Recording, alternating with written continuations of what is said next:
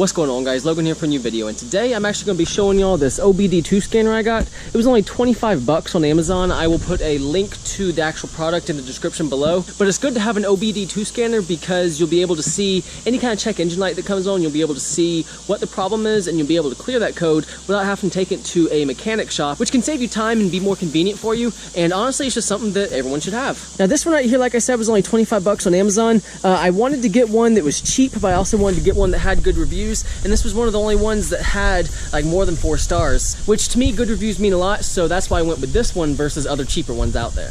Now, once you open it, this right here is the actual device. It's a pretty hard plastic, feels pretty sturdy, but there's nothing else. As long as your car is a 1995 or 1997 or newer and has this little OBD2 port down here, you'll be able to use this. Now, for me, I actually don't have any check engine lights up. The only light that I have up, like the only notification, is that my tire pressure monitoring system's off. I've been playing with this thing for about 5 minutes trying to find something to reset that. I can't reset that. I guess I actually have to go get the new tire pressure monitors, but this thing actually gives you a lot more information, more than I was actually expecting. If you have any codes right there, you can read them exactly what code it is. You can erase codes right there. You can even go through here. You can do an O2 sensor test. You can even get vehicle information right here, like you can get your VIN number, CID, CVN.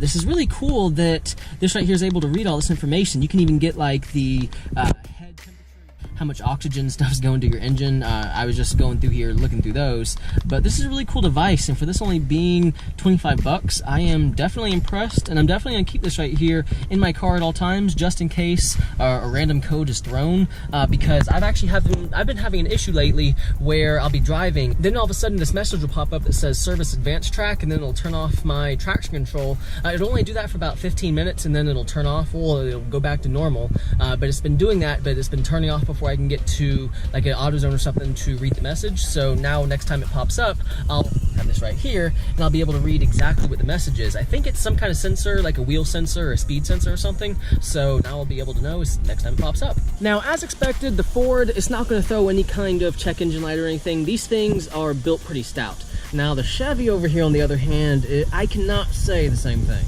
Now, since it's a Chevy, I know that as soon as I crank it up, a check engine light's going to come on, so I'm going to go ahead and do that and see what's actually wrong with the truck. Man, this thing's been sitting a while, and it looks like the battery gauge is kind of low. Let's see if it even starts up.